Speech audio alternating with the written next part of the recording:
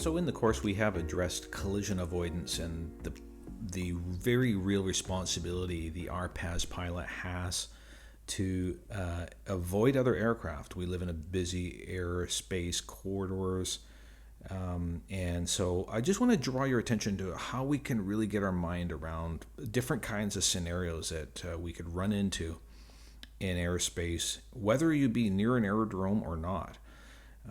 Anywhere, for argument's sake, you could have aircraft show up on the scene. So in this scenario, let's just suppose that we do have a pilot in command operating from this location here, and you have a visual observer right over here as well.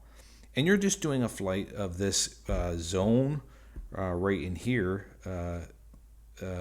just to get some aerial footage and survey of it. And let's assume this is a Class E airspace, which this really is, where this photo was taken, is a Class E control zone for float plane and helicopter traffic. So let's assume that you've even filed a flight plan, you have an approved NOTAM, okay, and everything's going well. And let's throw in that this is doing an autonomous waypoint navigation mission. So the computer is flying it on a pre-programmed route, all right? So the pilot's in there doing the operation, and then all of a sudden you have a situation like this, okay? An aircraft unexpectedly comes in and begins to do an approach and landing in this area. What are you going to do, right? In a situation like that, you may have a matter of seconds to react to avoid a potential dangerous collision type of situation. We can appreciate that float plane traffic will be using this area right in here through the runway right here, and that your aircraft is located right in the direct flight path of this aircraft. So what should the pilot in command do in this situation? What would you do if this was you? Okay, and you're flying at 400 feet above ground level, and all of a sudden you have an aircraft headed right for you on an approach. What are you going to do? And it must be said right now that the first thing you want to do is remain calm, cool, and collected. Never lose your composure, and just focus on the problem. Focus on getting out of the way by the most practical means possible.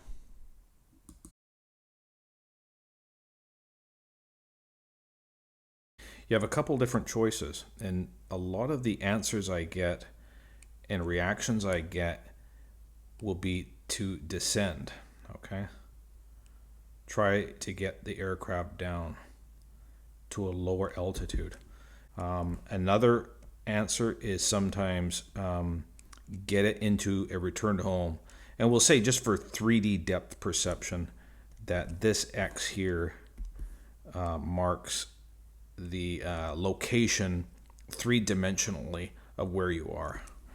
Okay. So what are you going to do?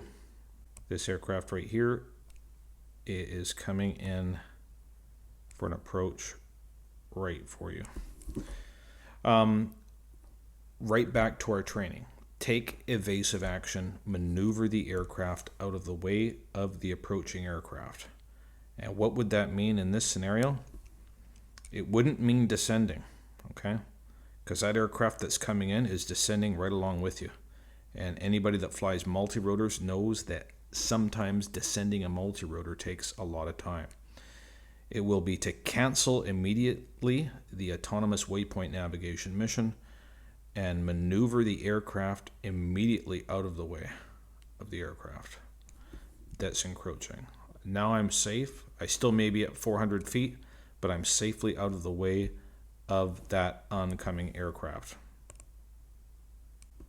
Now let's suppose we're out here again, over in this area. Perhaps like right about there is our position. What are we going to do when we're lower at, say, 200? So lower.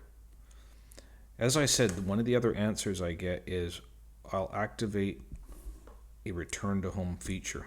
Why wouldn't we do that?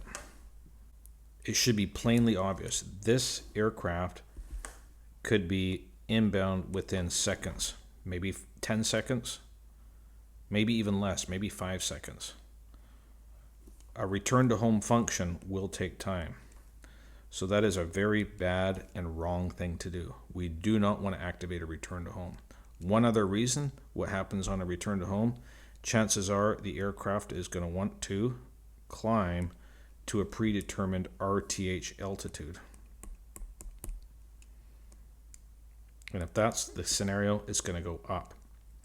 And more importantly, the pilot will have limited abilities to interrupt the flight.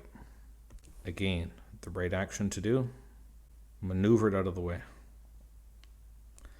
Now this is very easy to say this is what we're going to do, but one of the things you run into difficulties with when you're talking about collision avoidance is that you don't know what way you're going. Maybe you try to turn it that way and you end up going this way. Or you try to turn it and you end up going like over here. So making sure you know your orientation is something that is extremely important, and to make sure that your visual observer knows what's going on as well. Do they know your orientation?